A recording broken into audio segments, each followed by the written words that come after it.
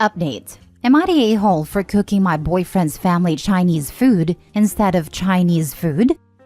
Original post. I was born in China, but my parents and I moved to the West when I was little. So, I was raised mostly Westerner. But my parents still managed to teach me many Chinese traditions, including food, and I sometimes still cook what they cook. So, I've been with my boyfriend for about 3 years and he lives with me at my place. This Christmas, his family, mom, dad, sister, and nephew, came to visit him from his birth country of Spain for the first time in years.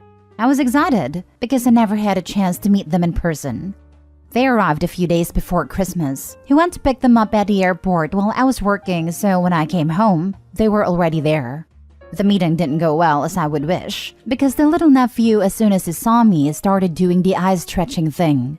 He was immediately reprimanded by his mom and grandparents, but the following days he made a lot of racist jokes in Spanish like, "What do you call someone who doesn't take a shower in Chinese? Shin shan poo." And he was barely reprimanded for that. Besides that, Christmas went great, and the next day we woke up very late. The nephew started saying that he wanted Chinese food for lunch, so my boyfriend's parents asked me if I could make it. I said sure, I was glad to do it. I cooked something my parents would do in a special occasion like these and served the table in a very traditional way, with chopsticks and everything. Then I called everybody to the table and instantly saw their disappointed faces. The nephew said, "What's this?" To which I said, "Chinese food." He grunted and said, "No, it's not," and started to throw a fit.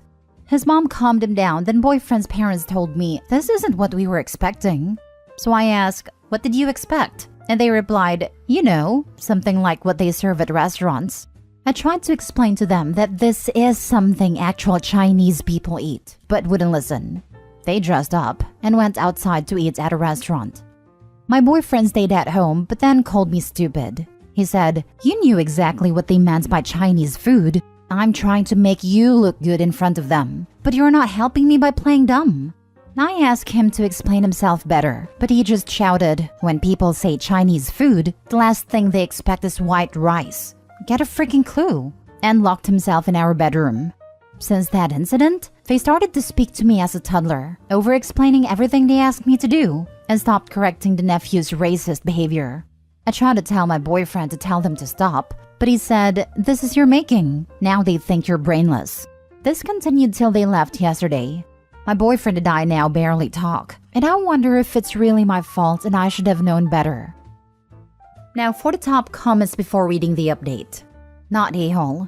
They're from Spain. If you ask them for food from their country, and then afterwards was like, "No, I want the type of stuff you'd get from Taco Bell," they'd lose their mind. Yes, I'm aware Taco Bell isn't Spanish food, but people do understand that racists lump everyone together, right? They would assume Opie's family's Mexican because they ignore every other Spanish-speaking country. They also interchange Spanish and Mexican. They're racist, and so is your boyfriend. And cut the cord and find someone who can appreciate your culture. Edited to add, he might not be the full-blown cartoon villain awful, but he does have some of it in him. His nephew was making awful behavior, and he didn't correct him. He belittled you for not making the right kind of Chinese food. Flipping out about serving white rice when it seems pretty standard to have white rice come with Chinese food takeout. It feels like he's gaslighting you by trying to make this your fault for their awful behavior. He might not have shown you that side before, but he did now. This, despite Opie's protests, her boyfriend is racist. Why she's okay with that is beyond me. She doesn't need to get a clue about Chinese food. She needs to invoke some self-esteem and get a spine, because this is BS. When your partner's family treats you like crap, either your partner ditches the family or you ditch the partner. When people say Chinese food, the last thing they expect is white rice. Where does this dingus thinks rice came from? This just raises questions about what Chinese restaurants serve in Spain. We were in Marbella, and for a change of pace, went out to dinner at a Chinese restaurant. Lots of Brits eating there. Noticed that the standard side wasn't rice, but French fries and chips. Never seen that at a Chinese restaurant in America. Not a-hole, but please dump this racist loser and his whole racist family. I'm sorry, but traditional Chinese or any Asian food is amazing, and they don't know what they're missing. Anyone who tries to pin their family's abuse of you on you is just as bad. This is really telling. I'm trying to make you look good to them. I'm sorry, but they came into your house, and it's expected for you to have to kiss their butts? No, dump the whole trash family. In addition to being racist, Opie's boyfriend had a gall to call her stupid and brainless for doing exactly what his family asked her to do. He clearly doesn't respect her as a person, and has proven that he'll side with his family, no matter how poorly they speak to and treat her. Does your boyfriend help pay the rent and bills?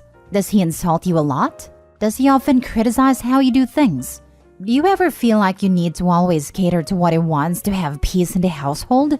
Who makes the decisions in your household?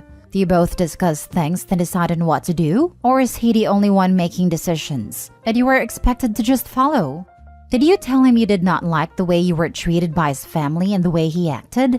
If he still does not realize how wrong he and his relatives were, then that should show you what kind of person he is. I read this and had to go to the bathroom to cry a little. My answer to every single one of those questions might be upsetting for you. I never thought about it, and I'm just speechless right now. Now for the update. Hi, I'm alive. I'm sorry for disappearing for so long. A lot has happened in the last weeks, and sorry if I'm not very detailed. I'm very tired today. For those who already know my story, my boyfriend allowed his family to be racist to me. So after his family left, I tried to break up with him, but he wouldn't let me end a relationship. I tried talking to him, but he would say something along the lines of, "I'm not breaking up with you." I talked to my family about it. They were furious at him, and I had their support, especially my father. I'm so glad that they were by my side. I went to my place with my father to confront my boyfriend and break up once and for all. He didn't take it well, shouted that I can't break up with him, and he won't end a relationship. That's where my dad intervened, and they started fighting. Like fist fighting. My dad ended up being hurt, but he also landed some hits on my boyfriend. I was horrified, crying, screaming, and with no idea of what to do. My boyfriend then grabbed me, got my purse, and threw me out, and my dad followed me. He locked himself in, and we started hearing him breaking stuffs. My keys and phone were in the purse, so I couldn't go back in. So Dad called the police. They arrived like half an hour later. During that entire time, we did hear him breaking stuffs. When the cops finally arrived, tried to talk to him, but he wouldn't respond. So they broke the door, and after another fight, they arrested him. I walked inside my place with another cop and my dad, and everything was destroyed. Everything he could break was broken. From glasses, to plates, to mirrors, to holes in the walls. Every TV, my computer, my phone, coffee maker, etc. Dad pressed charges immediately. I'm terrified, and I'm still terrified. We had a trial and he is in jail now, but I think he might be deported to Spain. I'm not sure. I'm still in therapy and still living with my parents. Some of my stuffs were repaid, but I'm still not ready to come back home. Sometimes I still wake up crying in the middle of the night. I don't know if I regret standing up for myself, or if I will be able to trust people in the future. I might die alone without a husband or children, and that makes me sad. I had self-ending thoughts, but I find things that make me want to stay alive. I don't know when I will feel good for real, but progress has been made. Oh, and my ex-boyfriend's family are still trying to reach me to insult me and make me feel even worse for sending him to jail. I block them, but always find yet another phone number to call me from or a temporary email address. If you are reading this, thank you. I am so incredibly proud of you. You are a DV survivor. You and your father stood up to your disgusting abuser and finally got out of that awful relationship. This was so important for your health and safety. You did everything right. I'm so sorry you have had to endure so many terrible crimes. He never should have assaulted you, your father, or your personal items. He is a sorry excuse for a human being. Please be sure you hold nothing back when pressing charges and ensuring you get back as much as possible and that he goes to jail for as long as possible. Finally, please take care of yourself now. Do things you love. Reach out to friends. Pursue hobbies. Go to a spa. Take a vacation. Binge your favorite TV shows. You must live your life to the fullest and never let someone like him in your life again. Be proud of yourself. You are so strong. That escalated rather quickly. From we just wanted chicken fried rice to fist fights, property damage and jail time? Yikes. Makes you wonder what wasn't said in the post, or what ex-boyfriend might have left waiting in the wings if OP tried this alone. Looking at what was said in the last post, I dread hearing what else this family did to OP. I mean, she cooked an authentic, and I'm certain, delicious Chinese dish that was close to her heart. And it was declared she was a brainless moron for not cooking westernized food. Yeah, the "I want to break up," and then the boyfriend's response of "No, I won't let you." The racism was a giant waving flag. That elevated it to a 250 decibel EAS warning. He sounds like the kind of racist craphead who thinks Asian women are demure and obedient and exotic, and fetishizes them to suit his ideals. Would not shock me if that was his stance. I am Chinese, and I've had to explain to people that what is commercially served in Chinese restaurants isn't always a good representation of what Chinese people actually eat at home. For example, lemon chicken isn't a traditional Chinese dish, and neither is General Tso's chicken. The boyfriend and his family is rotten, and I'm glad the OP got rid of him. Totally. An Indian friend of mine is the same about things like butter chicken. I'd love to try traditional Chinese food. OP would have made that from scratch and was probably quite time-consuming. That family's trash. Last story. Am I the a-hole for telling my sister-in-law that she doesn't have room to criticize the way I support my daughter's passions when her own husband is barely involved with her kids? My daughter Cameron is very artistic. Cam likes doodling and using certain online animation apps, but her preferred way to express herself is through street art such as graffiti. I have found an art class that specializes in graffiti for Cameron, as well as gotten her connected with specific zones where graffiti is allowed. She's staying out of trouble and it makes her happy, so I don't see any issue with it and encouraged her hobby. Some context about my sister-in-law Sydney is that she has 2 daughters, Eden and Ava, and her husband Benjamin is not involved with the girls at all. My brother-in-law is the kind of guy who brags about how he's such a man because he's never changed any diapers or attended parent-teacher meetings, and Sydney does it all. He's seemingly oblivious to the fact that this does not impress nor earn him respect from other fathers his age. Sydney constantly makes excuses for Benjamin's lack of involvement with Eden and Ava. Things along the lines of how it's her responsibility as the mother, or that since he makes more money, it is not his responsibility to step up as their father.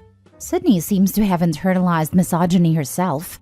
I bring all that up because Sydney has become very vocal about her disapproval of Cam's graffiti hobby, and a lot of her complaints seem to be misogynistic. Things along the lines of how Cameron is 14, becoming a young woman, and needs to start acting like it. And that I should move her into classes for a more appropriate, feminine form of art like watercolors. I told Sydney that, unless Cam wants to, I would not be changing her art class or discouraging her graffiti. She's staying out of trouble, and it makes her happy. I see no issue with her hobby. Sydney called me irresponsible and said to think about the kind of potential partners Cam would attract with a hobby like graffiti. She then said that if Cameron keeps doing graffiti, she will eventually hang around a bad crowd and get into drugs. I told Sydney that she doesn't have room to criticize the way I support Cam's passions when her own husband is barely involved with Eden and Ava. Sydney and I got into an argument where I admittedly was yelling back at her. My wife had us de-escalate, told Sydney off, and we left. Once we got home and things cooled off, my wife explained that she did not regret telling Sydney off over the drug comment. But throwing Benjamin's lack of involvement in Sydney's face was just a low blow on my end. And that 2 wrongs don't make a right, since I could have addressed Sydney's comment without bringing the situation with Benjamin into it. I do see my wife's side and realize that bringing up Benjamin was a low blow. The 2 friends I brought it up to, however, said that Sydney had it coming, and that in a way, I helped Sydney because she needed to look at herself and her own family dynamics in the mirror. Now I'm conflicted. Am I the a-hole? Not the a-hole. Your sister-in-law has essentially said that you have exposed your daughter to a bad crowd and that she's likely to get into drugs. She has offered her opinion that you should be encouraging more feminine art for her. What you should have said is, "Thank you for caring about my daughter. I'm happy for her to do this and I'm confident that it's safe. I don't think it'll expose her to a life of drug taking." I'm glad we can have these open chats about our kids because I've been feeling some concern for a while about the impact that your husband's neglect of Eden and Ava might be having on them. I'm worried that they don't have a strong bond with him and that in the future, they might exhibit some worrying attention-seeking behaviors from the males in their lives. I suspect that it gone down that way, she may have STFU'd. Agreed. If anything, having an established hobby that her parents support is going to keep her off drugs. Not the a-hole. Sydney needed a slap off her pedestal. It's always entertaining when people don't look at their own life and try to control others. Her husband is an a-hole, and she's a bigger a-hole for allowing him to treat her and her kids that way. I'm surprised this doesn't get brought up more often, honestly. If that dude ever brags about that crap, I would hope other people tell him what a piece he is. Also, you remind her that many girls with daddy issues seek the wrong kind of attention. She needs to worry about the effects her husband will have on her daughters. Not the a-hole. I'm sorry, but I'm surprised by the all you're the a-holes in here. In what universe is Sydney not the a-hole? It's none of her business how OP chooses to parent. OP is being supportive of their daughter's interest in the best way. Sydney and her internalized misogyny, something that's actually harmful to her daughters, can get out of OP's business. She has no right or place criticizing OP. I'm sorry, but if she didn't want OP criticizing her, she shouldn't have done it to OP. She simply got a taste of her own medicine. It was fair game. Again, play stupid games, win stupid prizes. Agree 100%. Sydney didn't just express her stupid opinion, but kept escalating when OP declined to take her advice. It sounds like she's one of those pushy jerks who will not shut up when you ignore their advice. OP gave her a taste of her own medicine, and she didn't like it. Too bad. OP is not the a-hole.